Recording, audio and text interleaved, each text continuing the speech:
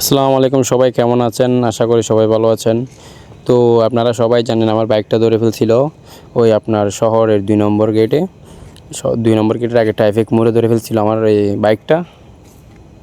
তো আমার বাইকটা যখন ধরে ফেলছিল তখন আমার বন্ধুকে আমি বলছিলাম যে, বন্ধু আমার বাইকটা ধরে ফেলছে, আমার এই কাগজপাতি তো আমি আনি নাই, তুই আমার এই কাগজপাতির মানে ছবিগুলো দে, তারপর ভিডিওগুলো দে।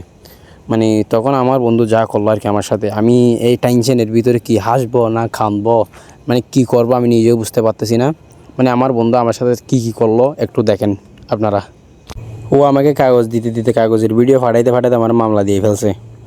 যাই হোক, মামলা দিছে ভালো কথা। ও আমার সাথে মানে কীরকম করছে আপনারা একটু দেখেন। নম্বর প্লেটের ছবি পাঠাও না।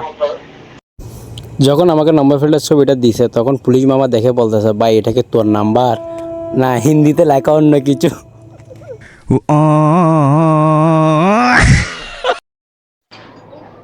नंबर प्लेट डी खत्म हो रहे हसीन आने लगते दी माना।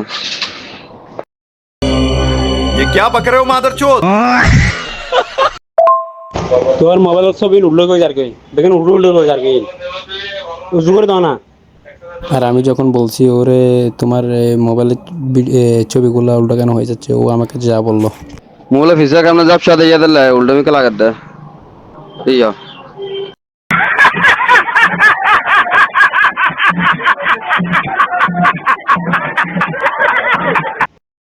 আরেক ভাই যেমন বাগারে ছবি দিতে তাড়াতাড়ি ছবি দিতে তাড়াতাড়ি।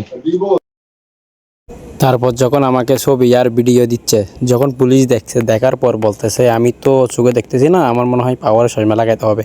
তো আরেকটা পুলিশ এসে বলতেছে যে ভাই পাওয়ারে চশমা লাগালেও দেখা যাবে না, যে ছবি দিছে রে ভিডিও দিছে। সুন্দর করে সোজা করে বালা বাবা করে ফাটো।